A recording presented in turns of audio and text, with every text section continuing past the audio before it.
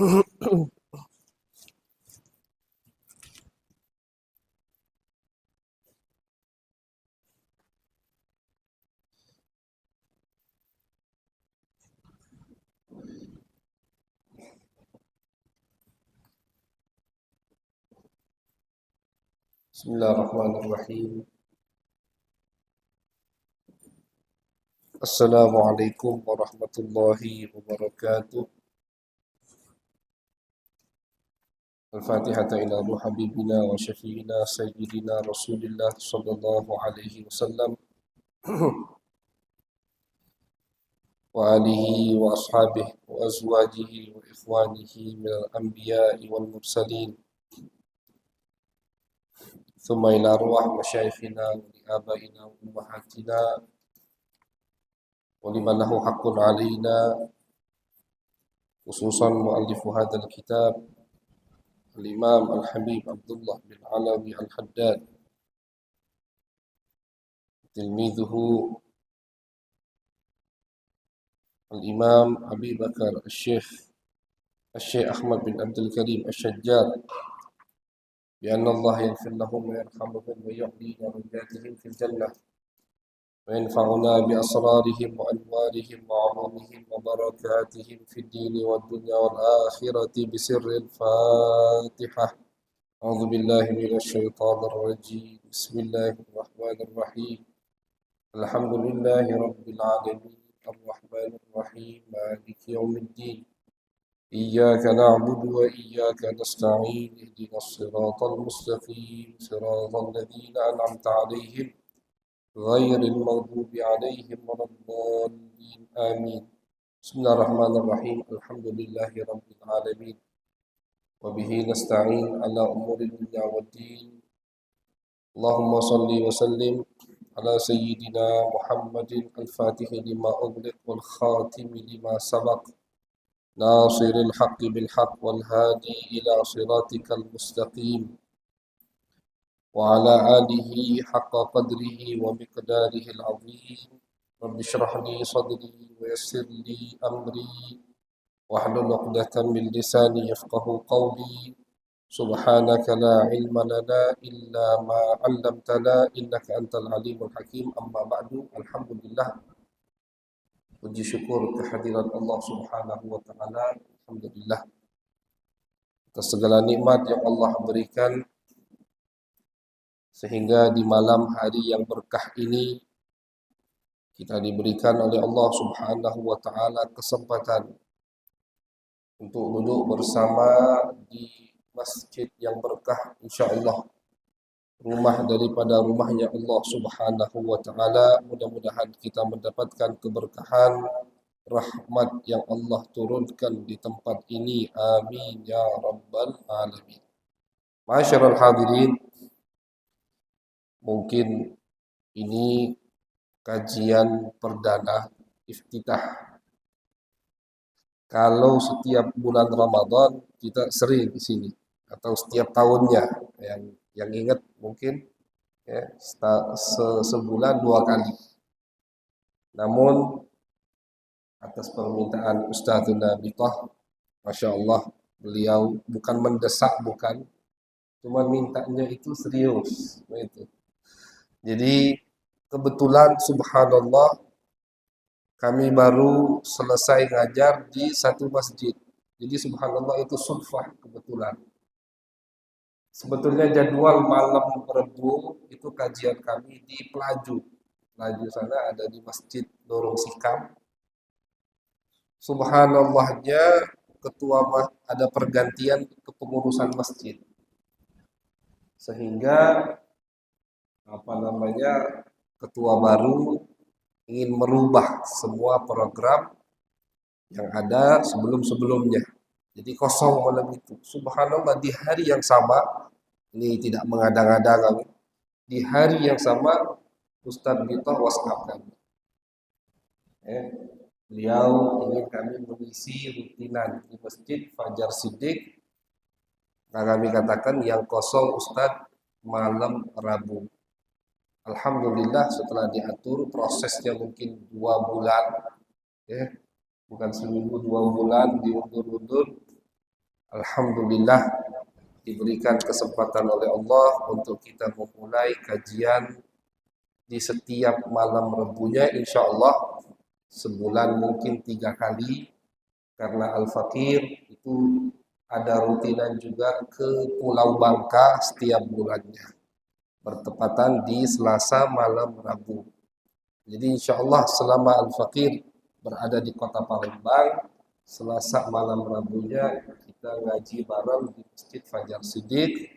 Dan kalau tidak di Palembang, insya Allah akan diteruskan oleh sahibul wilayah Ustaz Butah Hafizahullah wa ra'ah. Ma'asyiral hadirin, yarhamuni wa yarhamukumullah. Kajian malam hari ini temanya adalah tasawuf atau at-tazkiyah. Tidak ada beda dari nama itu. Kalau ada orang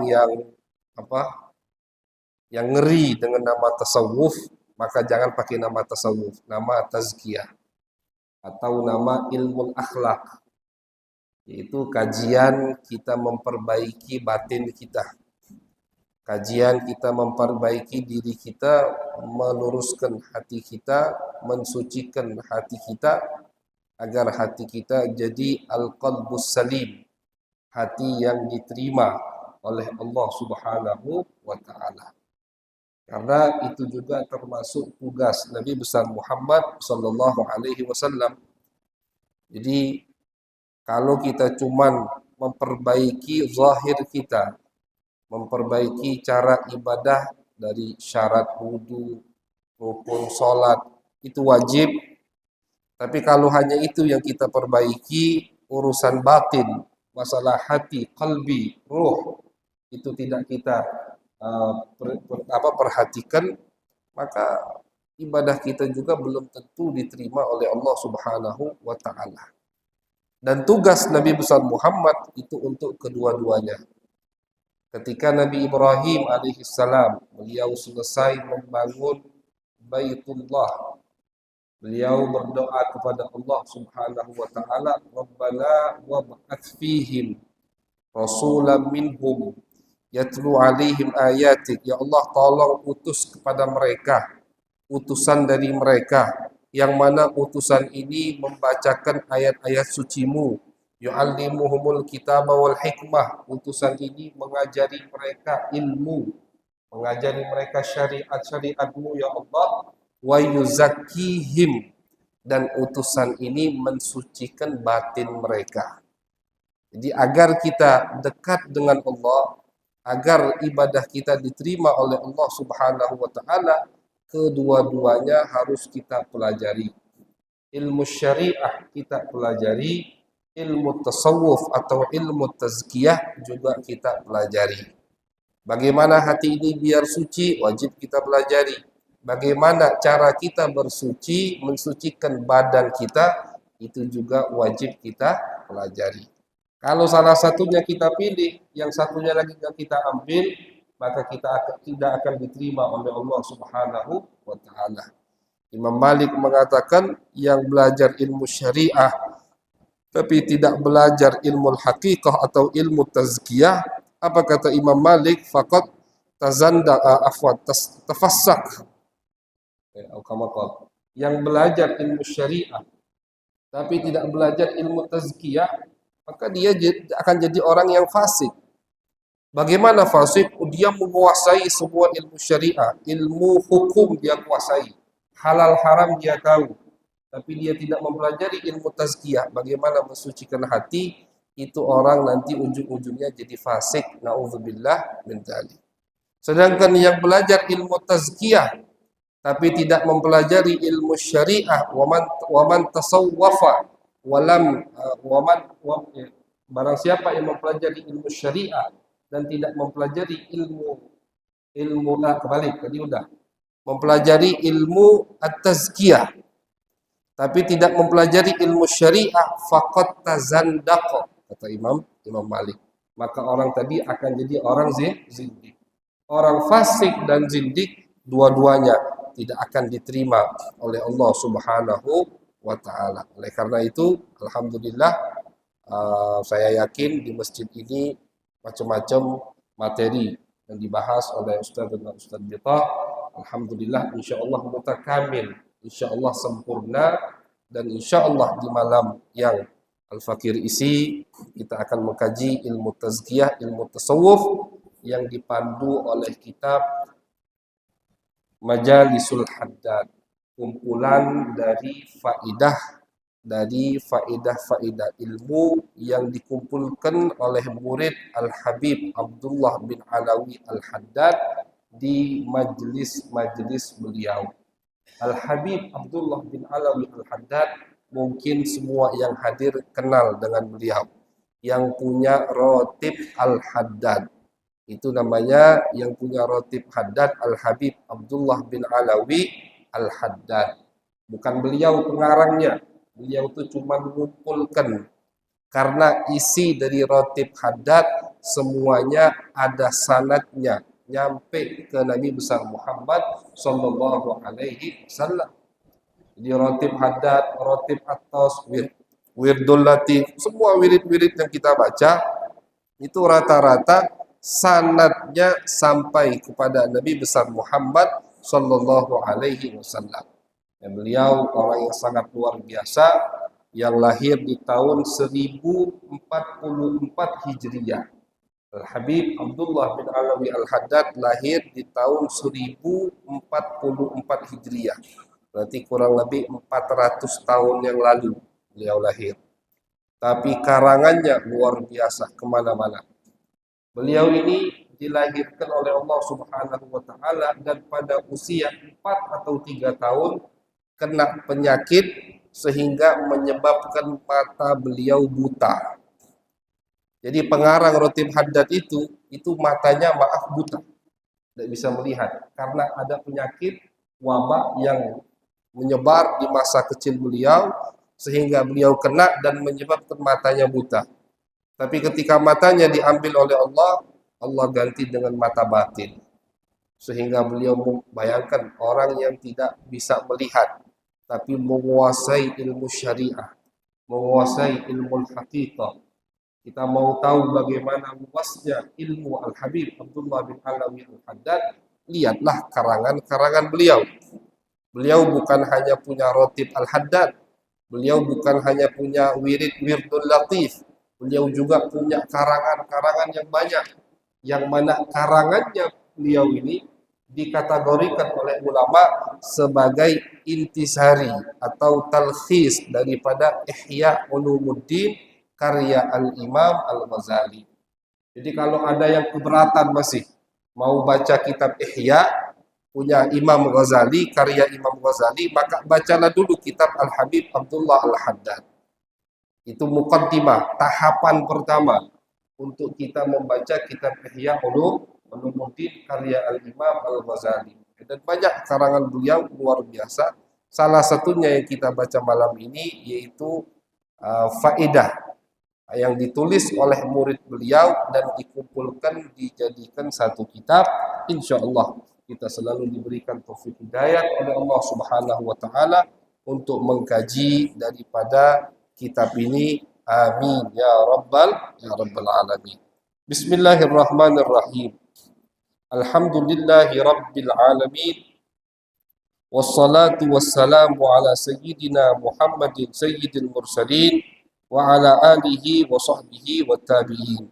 Amma ba'du, fahadihi nubdatun min kalami sayyidina al-alim al-kamil al-arif billahi ta'ala as-sayyidi Abdullah bin Alawi Al-Haddad nafa'allahu ta'ala bih alladhi kana takallama bihi fi majalisihi bihadrati jama'atihi hasba ma naqalahu anhu tilmidhuhu wa muriduhu al-ajallul muhtaramul alimul fadilu al-syekh Shihabuddin Ahmad bin Abdul Karim al-Shajjar al-Ahsa'i.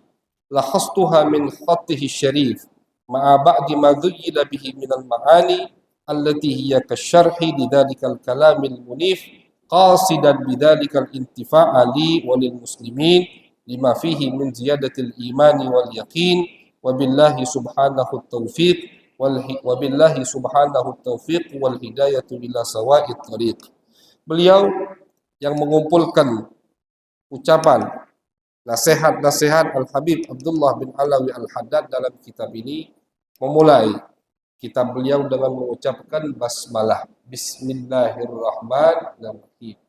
Dan ini memang ada anjurannya dari Nabi besar Muhammad sallallahu alaihi wasallam untuk di setiap aktivitas kita, selagi itu bukan yang makruh atau yang haram, agar kita mulai dengan mengucapkan Bismillahirrahmanirrahim.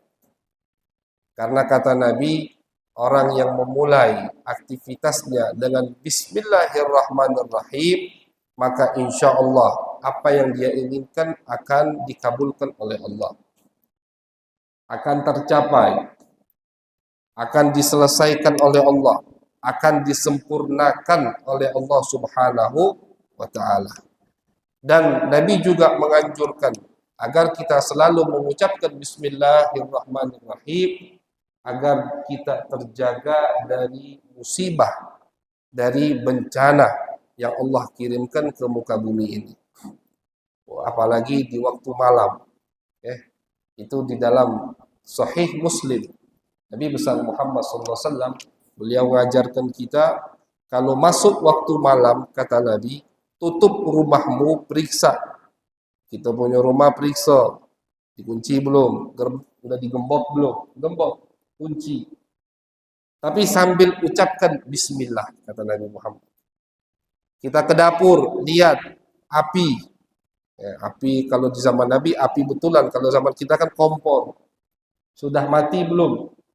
Kalau sudah mati, kalau belum mati, matikan sebelum tidur, kata Nabi Muhammad, dan ucapkan Bismillah. Kita ada wadah yang terbuka, itu enggak dianjurkan di waktu malam, wadah terbuka, gelas, mangkok, ditutup. Tutup dan ucapkan Bismillah. Itu anjuran dari Nabi besar Muhammad SAW.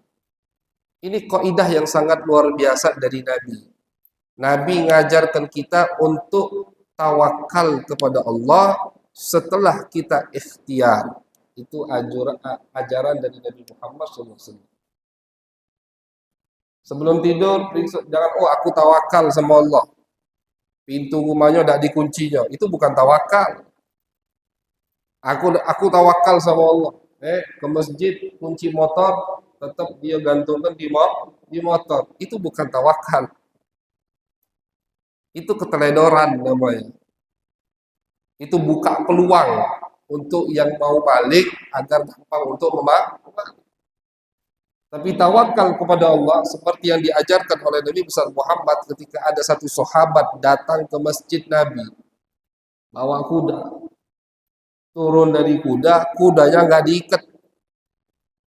Kata Nabi, ya fulan, kenapa nggak ikat kudanya? Ya Rasulullah, aku tawakal sama Allah. Apa jawab Nabi? Iqilha wa tawakkal. Itu jawab Nabi Muhammad. Kau ikat dulu kudanya, setelah diikat kudanya, baru kau tawakal sama Allah Subhanahu wa Ta'ala. Kita ke masjid naik motor, kunci dulu motornya, kuncinya masuk di kantong, sudah, itu ikhtiar kita. Masuk ke masjid, baru kita tawakal sama Allah. Jangan sampai di masjid kepikiran, motor aku aman dah, motor aku aman dah. Itu bukan tawakal. Jadi begitu cara tawakal. Diajarkan oleh Nabi besar Muhammad SAW. Masuk waktu malam, sebelum tidur, periksa rumah, kunci belum, sudah kunci semua. Tapi jangan kita i'timad, jangan kita bergantungan dengan usaha kita, dengan gembok kita, jangan. Nabi ajarkan di situ tawakal kepada Allah dengan mengucapkan Bismillah. Gembok rumah kita dan ucapkan Bismillah. Artinya kita cuma ikhtiar dengan gembok tadi, tapi tetap i'timad kita, bersandarnya kita kepada Allah Subhanahu wa Ta'ala. Itu anjuran Nabi besar Muhammad sallallahu alaihi wasallam. Oleh karena itu setiap ulama dalam mengarang kitab mereka selalu memulai kitab mereka dengan ucapan Bismillahirrahmanirrahim, berharap kepada Allah agar karangan mereka tersebut diberkahi dan diberikan manfaat oleh Allah Subhanahu wa Ta'ala. Bismillah. Diceritakan, ini ada cerita, ada satu orang dengar hadis ini, Akhirnya dia amalkan terus bismillah. Tiap naruh barang bismillah. Tiap nyimpan barang bismillah. Istrinya iseng. Eh, istrinya iseng. Bininya ini kurang percaya. Iya nih ya, bismillah ini baca jago barang. Nah, kan itu. Eh, akhirnya pengen buktikan. Suaminya pulang dari kerja bawa sekantong emas. Dijingoinya, di mana bini lakinya naruh duit ini? Oh, di situ tempat. Sudah suaminya lagi tidak ada, diambil uang tadi, dia buang ke dalam sumur. Duit tadi. Ini cuman iseng pengen ngetes bismillah. Dia buang ke dalam sumur. Suaminya datang, acting dia pura-pura. Minta duit. Tadi kan kamu bawa uang dari luar tuh. Habis gawe bawa duit. Aku minta duitnya.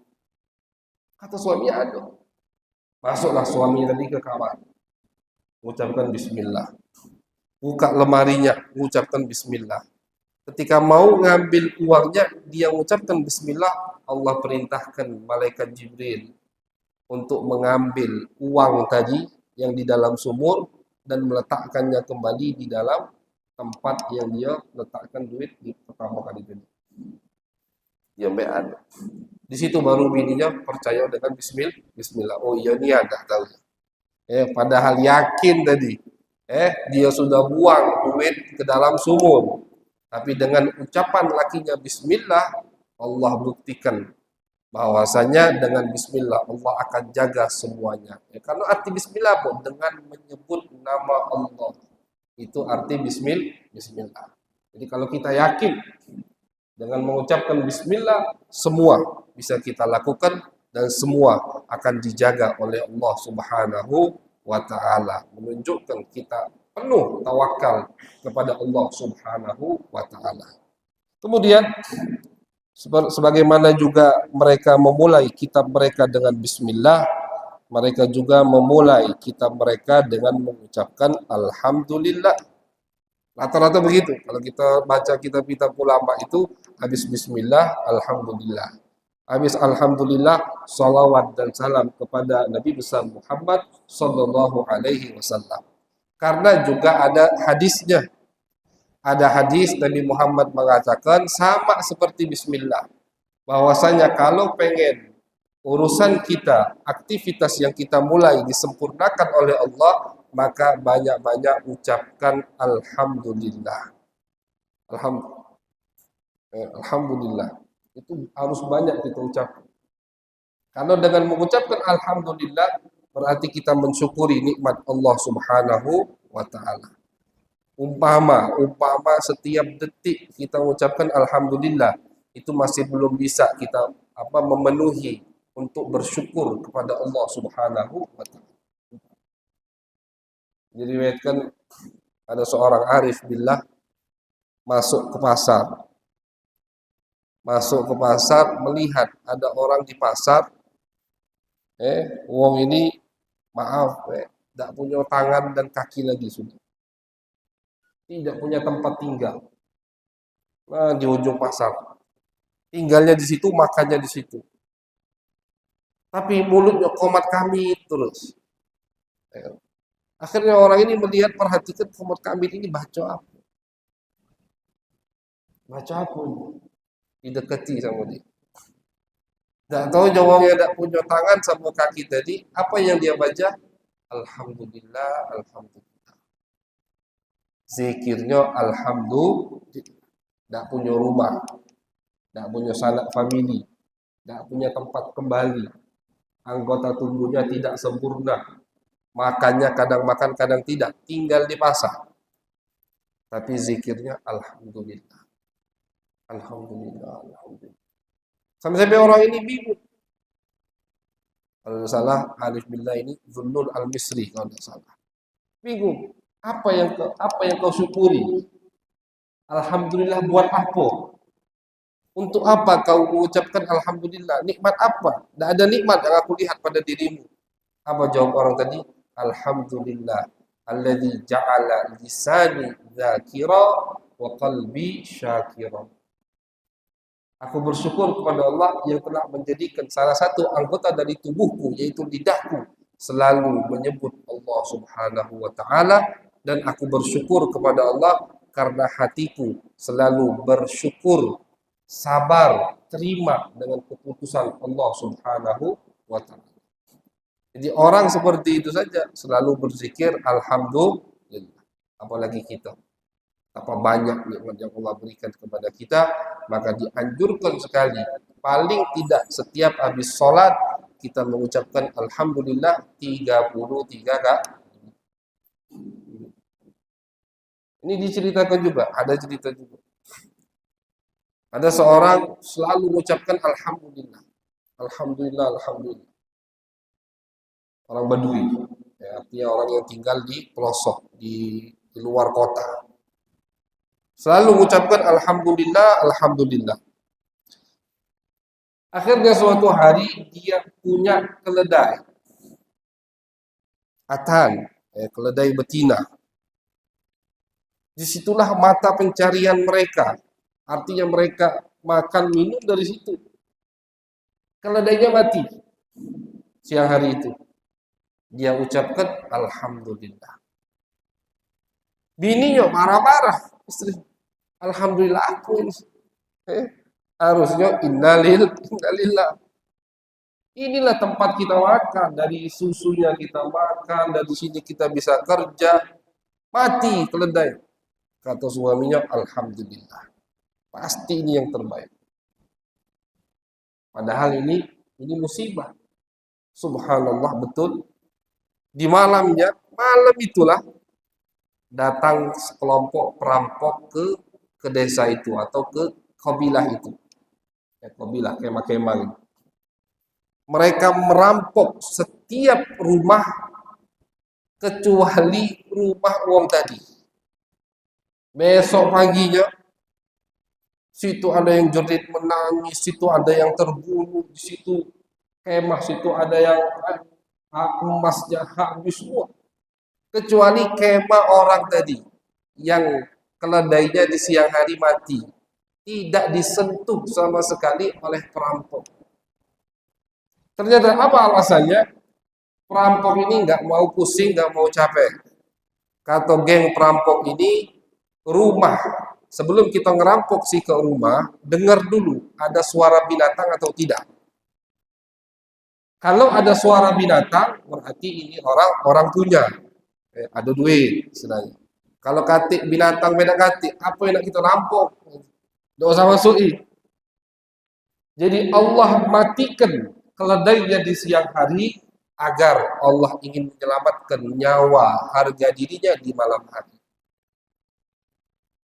Ketika perampok tadi lewat kemah dia, ada suara binatang. Buat apa dirampok? Ditinggalkan. Yang lain dirampok, yang lawan dibunuh, kecuali kemah orang tadi. Dia ngomong sama istrinya, betul kan? Alhamdulillah. Lebih milih mana? Dirampok atau keledai kita mati? Ya, lebih baik keledai kita mati, kita bisa cari lagi usaha. Itu jadi. Kadang Allah ingin memberikan kita sesuatu, tapi dimulai dengan sesuatu yang agak menyakitkan. Imam Ibnu Athaillah As-Sakandari, beliau banyak membahas masalah ini di dalam kitab hikam beliau. Kata beliau, terkadang di dalam mihan itu ada minah. Terkadang di dalam mihan itu artinya cobaan dari Allah, itu ada minahun, ada atiyah, ada pemberian dari Allah Subhanahu wa Ta'ala. Wa asa an takrahu syai'an wa huwa khairul lakum. Kata Allah, terkadang banyak, kata Allah, hal-hal yang kalian tidak sukai, tapi itu ternyata yang terbaik buat kita. Nah, makanya apapun yang Allah berikan kepada kita, kita harus syukuri seraya kita ucapkan alhamdulillah agar kita diridhoi oleh Allah Subhanahu wa Ta'ala. Dan beliau mulai juga kitab beliau dengan bersolawat dan salam kepada Nabi besar Muhammad sallallahu alaihi wasallam, karena juga ada riwayat dari Nabi besar Muhammad sallallahu alaihi wasallam, barang siapa yang ditulisannya di bukunya, di kitabnya, di catatannya ada salawat kepada Nabi besar Muhammad sallallahu alaihi wasallam, maka malaikat akan selalu istighfar untuk orang yang memiliki buku tersebut atau catatan tersebut.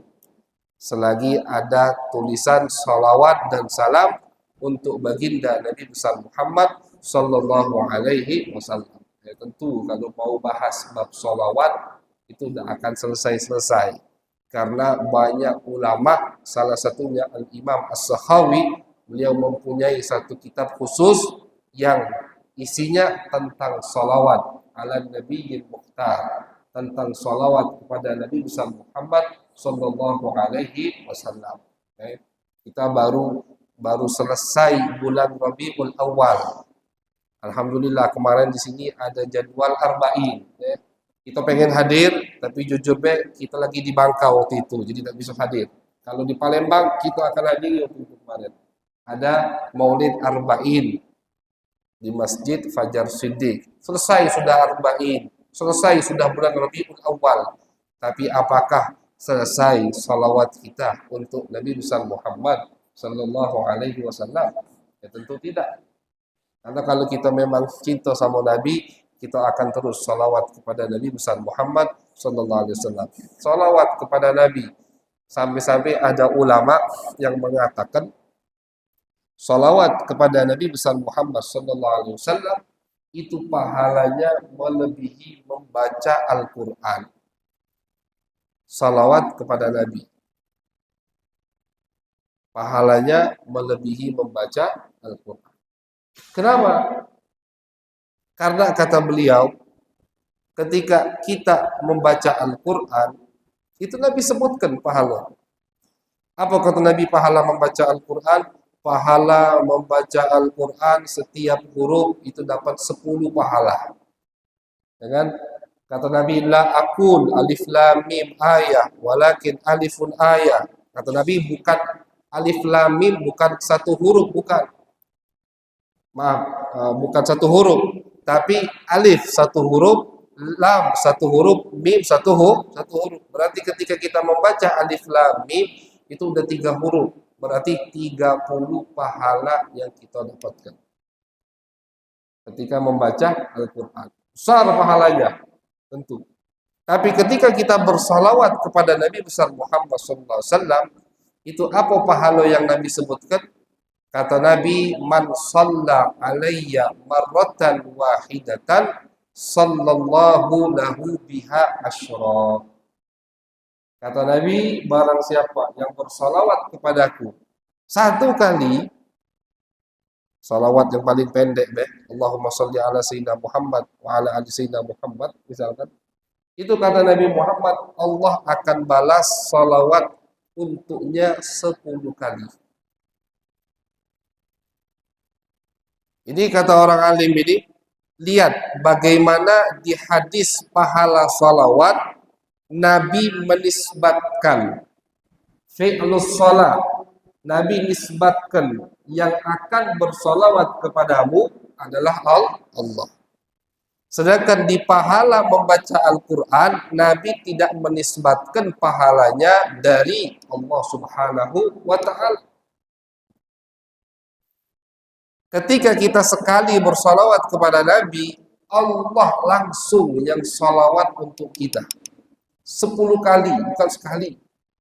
Kata ulama, umpama sekali dibalas sekali, tapi sekalinya itu yang balas Allah, itu tidak bisa dibandingkan. Kenapa? Allah.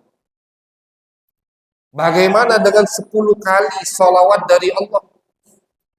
Dari situ, sebagian ulama mengatakan pahala salawat kepada Nabi Muhammad itu melebihi pahala yang lain. Kenapa? Karena pahalanya dinisbatkan kepada Allah Subhanahu wa ta'ala. Sama seperti puasa. Puasa itu pahalanya besar. Kenapa? Karena Allah nisbatkan yang akan memberinya pahala aku, kata Allah Subhanahu wa ta'ala. Jadi luar biasa pahala dalam bersalawat kepada Nabi besar Muhammad sallallahu alaihi wasallam. Pengen hajat dikabulkan, pengen dosa diampuni, pengen hati kita bersih, pengen semuanya itu banyak-banyak salawat sama Nabi Muhammad sallallahu alaihi wasallam. Semua akan diampuni, akan dikabulkan hajat kita oleh Allah Subhanahu wa taala dengan kita bersalawat kepada Nabi besar Muhammad sallallahu alaihi wasallam. Oleh karena itu, setiap ulama dalam mengarang kitab mereka, mereka selalu memulainya juga dengan bersalawat dan salam kepada Nabi besar Muhammad sallallahu alaihi wasallam. Mudah-mudahan kita diberikan keberkahan oleh Allah, kita bisa mengamalkan apa yang kita dengarkan dari mengucapkan bismillah, setiap aktivitas kita ucapkan bismillah, dan banyak-banyak kita mengucapkan alhamdulillah, dan yang terakhir kita basahi terus mulut kita dengan bersolawat kepada baginda Nabi besar Muhammad sallallahu alaihi wasallam. Orang yang banyak salawat itu dijamin orang yang akan selamat di dunia dan di akhirat. Titik, sudah. Banyak salawat dijamin selamat dunia dan akhirat. Tidak mungkin orang yang selalu menyebut nama Nabi Muhammad orang celaka. Itu nggak mungkin. Pasti orang itu akan selamat di dunia dan di akhirat. Mudah-mudahan kita termasuk daripada hamba-hamba tersebut. Amin ya rabbal alamin. Ini baru muqaddimah, baru kata pengantar atau bab pertama dari kitab ini. Insyaallah kita mulai baca kitabnya di pertemuan yang akan datang. Mudah-mudahan kita dipertemukan dalam keadaan sehat walafiat, selalu diberi taufik dan hidayah oleh Allah Subhanahu wa taala agar bisa menghadiri majlis-majlis ilmu, majlis-majlis ta'lim yang diberkahi oleh Allah Subhanahu wa taala. Amin ya rabbal alamin. Allahumma aghnina bil ilm wa zayyinna bil hilm wa akrimna bit taqwa wa jammilna bil afiyah. Allahumma ij'al jam'ana hadha jam'an marhuma wa tafarruqana min ba'dihi tafarruqan ma'suma. ولا تجعل فينا ولا معنا ولا إلينا شقيا ولا محروما. ربنا تقبل منا إنك أنت السميع العليم. تب علينا إنك أنت التواب الرحيم. وصلى الله على سيدنا محمد وعلى آله وصحبه وبارك وسلم. والحمد لله رب العالمين. والسلام عليكم ورحمة الله وبركاته.